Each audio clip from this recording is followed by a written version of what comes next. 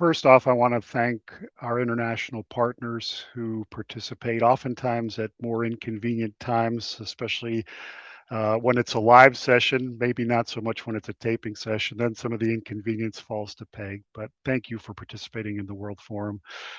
Speaking about importation and the concerns about importation, I want to start off on the positive. And the positive is that we have saved an estimated 95,000 lives over the 50-year history of our program.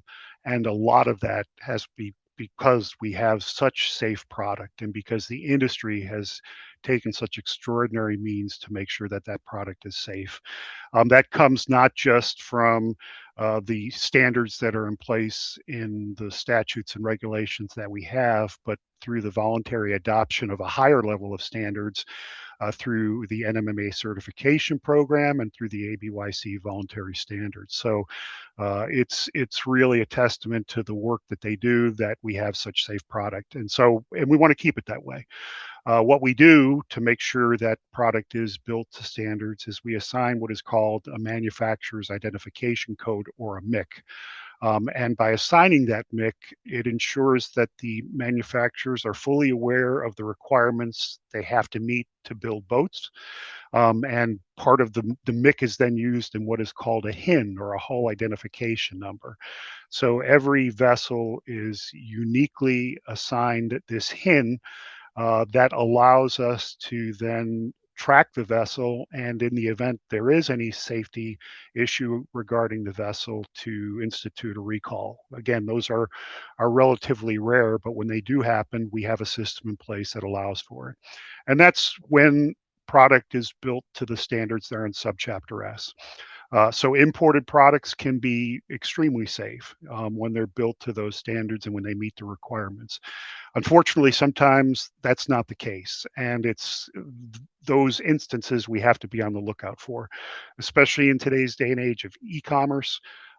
It's not unusual to see that somebody has imported product and that you may not have a product that meets the requirements. And so what we're doing is we're working with Customs and Border Protection to try to be on the lookout for those products when they enter the country, oftentimes in containers. And that has so far been relatively successful as we educate both of them. They educate us, we educate them on the things we can do.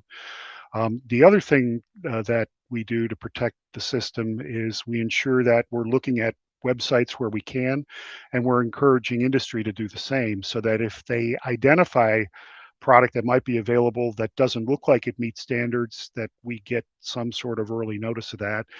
And lastly, the big check involved is the states. So the states have registration processes that require HIN verification, and they can use that opportunity to look at product and make sure that is the HIN legitimate. When it's not, then we can take action. Unfortunately, one of the downsides of catching it at that stage of the game is the product's already in the country, and usually somebody has already purchased it, and so it makes it more difficult. But we continue to work with Customs and Border Protection. We continue to educate the state registration personnel, and where we can, we work with the e-tailers themselves so that we're educating them on what the standards are that the products must meet, and also that they can then educate the consumers so that consumers get material that says, here's what you should be looking for. And probably the last thing I want to mention is just how, because it's becoming such an important issue, that we wanted to make it something that is presented at IBWSS. We're going to be looking at outreach material and what we can do, perhaps through grants and through nonprofit grants, to make consumers who might be searching for product better aware of the standards that that product must meet. Regarding counterfeit product, so oftentimes in today's day and age, when you've got e-tailers that offer the consumer accessibility to a wide range of products, that's a great thing, and it means that you have a competitive marketplace, so consumers are getting good prices for products that meet standards. In some cases, you have out and out counterfeiting of that product, and in terms of at least being able to then draw a hard line and perhaps take some sort of enforcement action, that's a positive because oftentimes, as I think a future question will address, you have potential confusion about what a product may do. If you've got cases where a manufacturer is representing themselves falsely and the product in question is not what intended to be, then we can look to take enforcement action. Where we tend to see that is through visual distress signals, through life jackets, through navigation lights, and through the boats themselves. And so one of the first things we can do is try to be on the lookout for it. But I'll be frank, it's hard for the government with the staffing we have to check the numerous sites that are available. We can try to work with e-tailers and make sure that those e-tailers are aware of the standards, and where they are willing to do so, that they can provide educational material for the consumers. We've been successful with one of the largest e-tailers, which is Amazon, when it comes to life jackets, of providing here's what you should be on the lookout for. So we will continue to try to do that, and we just want to have industry aware that if they identify instances of fraud where their product or something that they manufacture is being advertised by another party, please make us aware of it, and we'll do what we can to try to address it. It's a challenge, but hopefully it's something over the long term, and especially as a result of IBWSS focusing on it, maybe we'll be able to develop solutions as an RVS community. Let me speak to just the e-commerce situation, Yeah. and the efforts that are taking place right now to try to better address it. Again, the e-commerce allows the consumer more options than ever before, and it's a way for them to learn about product, and after learning about product, find the provider that they think fits them best. And so the downside of that is that sometimes when someone is buying product, and I'll give a for instance, like a life jacket, they may see a life jacket that's advertised as being suitable for certain things. But they may be unaware that if they want to use that life jacket on the water, it's going to have to be Coast Guard approved. And so they will purchase a life jacket unaware of the fact that without Coast Guard approval, if they're ever stopped, they're not going to be in compliance with the regulations. And so what we do is we work with e-tailers to try to first make them aware of what can they do to try to educate consumers. And in some cases, they allow us the option of developing video content, or they develop it themselves and allow us to review that content that explains to a consumer, hey, when you're buying this life jacket, please make sure that if you want to use it on the water, and of course, why I guess you could use it in a pool, but if you want to use it on a boat, it's got to meet these standards and it's got to be Coast Guard approved. The other thing we're trying to work with e-tailers on, but we're in the very early stages of, is there a way we can fashion a logo that would perhaps accompany certain product, especially in this case, Coast Guard approved product like visual distress signals or life jackets, so that when a consumer goes to a website, there is a clear and obvious sign that the product in question meets Coast Guard approval, and perhaps then they infer from other product that doesn't have that logo that it's something isn't up to snuff compared to the life jackets that do meet the standard. So I think it's, again, a great way for us to try to differentiate product, and we see it in countless places. Lastly, we're trying to work with some of the big box stores to make sure that the product that's on their shelves meets all the requirements it should be. So again, great that consumers have so much option, but an opportunity for us as a boating program to deal with those consumers and also deal with the nonprofits who provide outreach material to say what can we provide that will educate consumers so they're making the right product choices. The program has some outstanding data.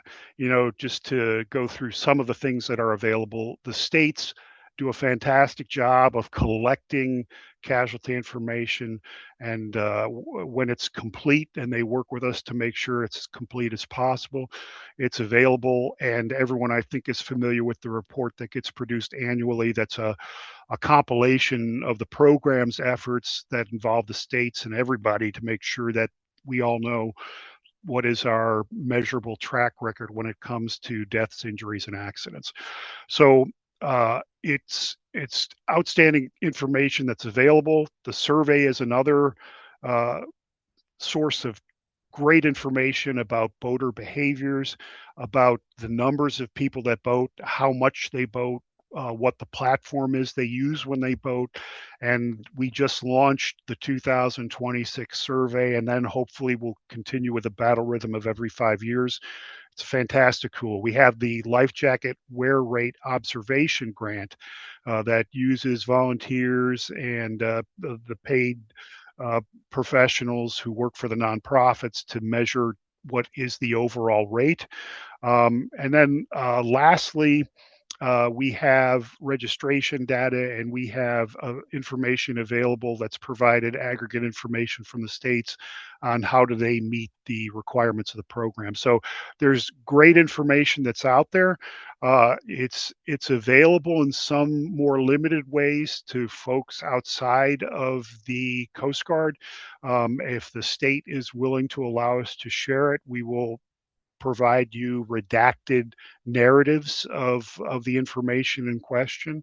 And so I think that can hopefully meet the expectations of users, not just domestically, but also globally, who want to find out what's going on with the Coast Guard. And of course, we're always attuned to what information may be out there. So we want to make sure that what we have is available, that we're providing you as much as we possibly can, and that we're responsive again to the needs of the states and the public.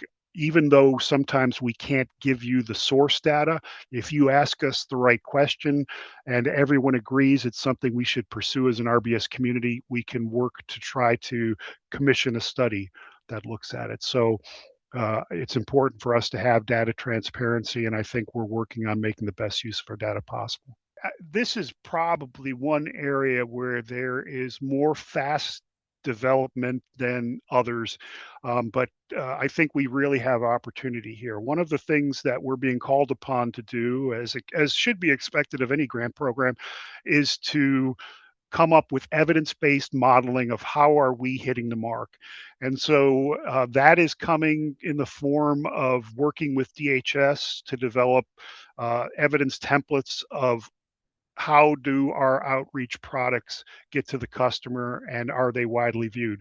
We're in the early stages, and so one of the things we're being asked about, I'll give you for instance, we get asked about IBWSS, and that's counted as an event. Now, um, I think there's going to be evolution so that not all events are treated equally. It's going to be a case here with, especially with the great work that NSBC and others have done when it comes to IBWSS, is you're taping this library of knowledge that's then going to be available to everyone. So to just count it as one event perhaps does not count all the effort and all of the significance of what's being done. And so that's where we want to eventually evolve as a program. We want to take the measures that we're initially presenting, and we want to then make sure that we are providing more information not only to the RBS community and to the public, but also to the grant program makers themselves, so they understand that, hey, this measurement has to consider this thing. When it comes to social media, again, NSBC has been at the forefront of our efforts to develop a calendar. A calendar is a great means for us to harness the collective efforts of the RBS community, working through a lot of different nonprofits, all of whom are doing a wonderful job. NASBLA, Water Sports Foundation, CETO, and I run the risk whenever I start going down a list of missing somebody. But we've just done a great job collectively of trying to measure how many people are we getting to, And I think it's a refinement that we're going to be looking at. So there's tools like Sprout Social. Peg gave a great presentation at the NASBL meeting on return of investment. So I think as time goes by, we are hoping to make sure that we are providing everyone, including the nonprofits themselves, the best opportunity to showcase, hey, we're having an impact, and here's how we're having that impact. Specific to education, I wanted to say that not only do you have the education that you do through social media outreach, but you have the practical education that we all do to the boaters. And so we've got a knowledge-based standard, we have a skills-based standard, and there's a tremendous amount of work that goes into those ANSI based standards to make sure that they're not just the reflection of a single organization, but that they're the RBS community standards. And so most states have a mandatory knowledge based education course that all boaters have to take. We don't necessarily have any requirement for skills based education, but I think everyone, especially anyone who's driven a car, realizes that it's not just a paper test, but it's the practical application you demonstrate through skills-based training. And so, as states work through NASBLA committees to come up with ways of not just having knowledge-based standards, but also making sure that the boaters out on the water are incentivized to take skills-based training, I think that's a great and wonderful thing, and that's something too that we can better measure.